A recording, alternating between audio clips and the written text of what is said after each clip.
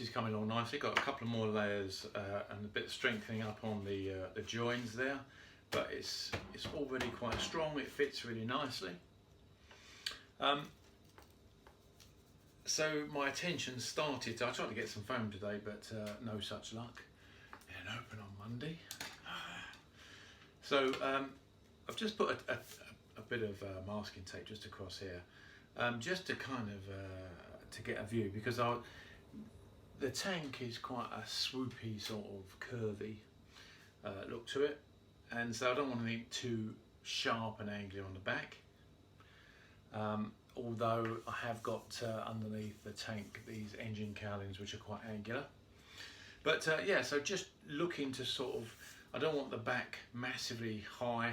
I don't like the sort of tail units that stick right up in the air like some extreme calf racer. So I'm looking for something very slim at the back. So I've just taken a line from there to there, and that from the angle of the seat and the frame means that it's going to be very slim at the back, which is good. I quite like that. And I'm just taking some tapes here off of the side panels just to kind of get a view of how it's all going to come together.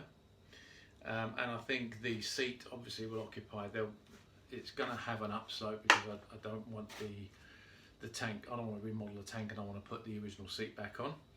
So it's going to have a slight padded upstand. The one that I remodeled was very deep. You know, I put another 2 inches on top of the standard Griso seat, so we're kind of looking about that high. I'm kind of going to take it a little bit lower with very high density foam, and it'll sort of come up, and then maybe a slight matching this sort of angle here. And I'm trying to pick up this angle here from the side panel with a slight overlap, otherwise the upstand is going to be kind of right back here. So bringing it forward with a slight overlap, and I think that's going to be big enough. I'm going to try it out in a minute, but that's going to be big enough for the single sort of seated area, with enough room to sort of push back a bit, you know, because I've got very long legs. I'm 6'2", 2.5", something like that. So yeah, so that's my current thinking. Struggling to get some polyurethane foam or even polystyrene in order to mould, like just glue on and start to mould the pug, I guess, pug for the seat tail end. Yeah, just having a bit of a play around at the moment.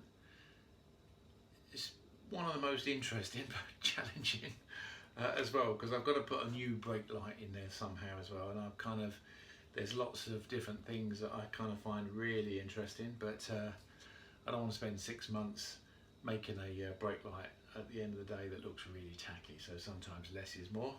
But yeah, that's where I'm thinking at the moment.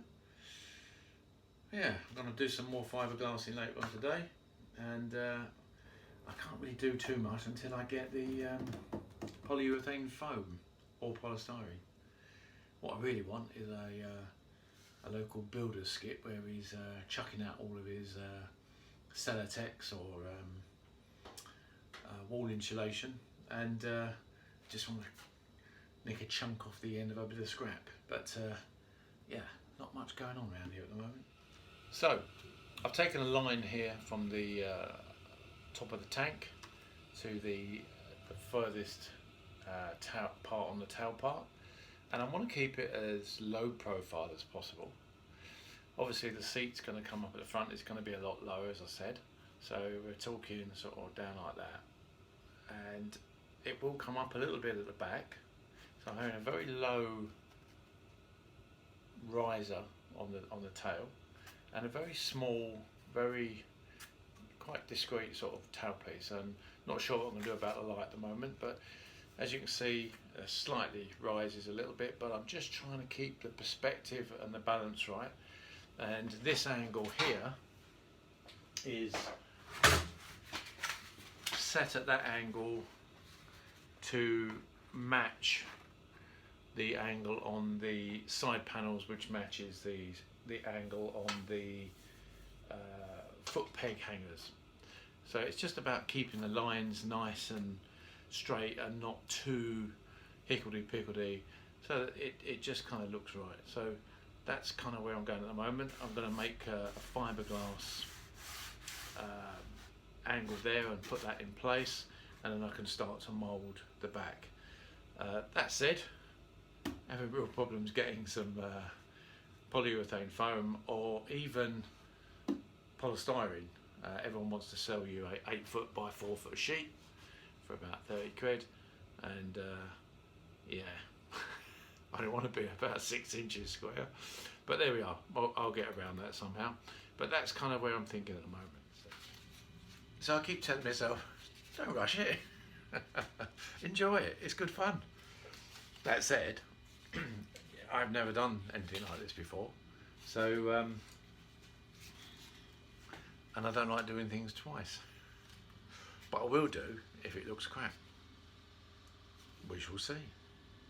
I've got my slight mock-up, just using masking tape just to give an overall shape.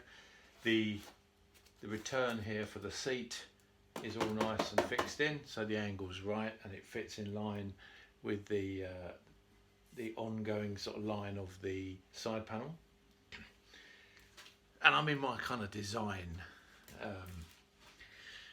What do I do now? So there's several options here, and so this just gives a kind of a seat line here. But what I am going to do, and let me just zoom in on this. Obviously none of this is trimmed up yet, so I'm going to put on the underside here a return, just so that it gives a nice, neat, close, sort of shut line to the side panel, and that will be in fiberglass. And then I have my design quandary. So this at the moment is just literally just rough cut. There's no line there as such. That was just the fiberglass edged, if you like. So do I give it a nice rounded circle as per the purple line, just trim that back so that it's sort of curved to the line of the seat? Do I take a slightly more flatter line? As you can see, there's more sort of coming off here. These are roughly sort of symmetrical. Or do I pick up this straighter line here on the base, which is almost straight, it's just got slight curves on it, and follow this blue line, and have a more sort of three-sided tailpiece? Or do I do the same sort of thing, but not quite severe as in this green line, which is follow this bottom line here, where it then curves here, and just follow it along there so that it's got a kind of slightly more complex. Tricky. And that's before I even start on the tail light. So on the tail light, I'm thinking either a single line backlit by LEDs brake light, or I might be thinking sort of something coming around this way, which I did on the more standardised pillion seat. Tricky one, that. I think possibly this way, because I think that's a little bit easier to do, and yeah. Right, so I settled for the green line, which was halfway between the blue and the purple on this side, and I've just smoothed that sort of two-stage line there, and I've just trimmed the corner, sort of the general corner off of that a bit more, and I think I'm just going to do a little bit more here, and I'm just going to shave this edge here, so it's a nice smooth sort of curve around, but it is still a little bit flat at the back. We're getting there. And then when I've got this side right, I'll template it up and do the other side. Right, I've got that side and this back nice and curved, I think, to the right, in line with those sort of curves, and I've just just templated that up, and then folded it in half, cut it around to get the exact same curve for the other side. So I'm going to trim that up and do the same to the back. Right, we'll put another couple of layers on the fiberglass of the sort of tail return, support the seat. While that's drying, I've actually marked out, you can just see there, the curve that's got to take place on this steel plate, which supports the pillion seat, but also will support the tail of this one. So just going to angle grind that off. So generally very pleased with the slow and steady progress thus far. In the next episode I'm going to be fitting the seat base to the frame. In the meantime, if you're one of the health workers or very many essential key workers, then fair play to you guys. Your efforts and commitment is very much appreciated.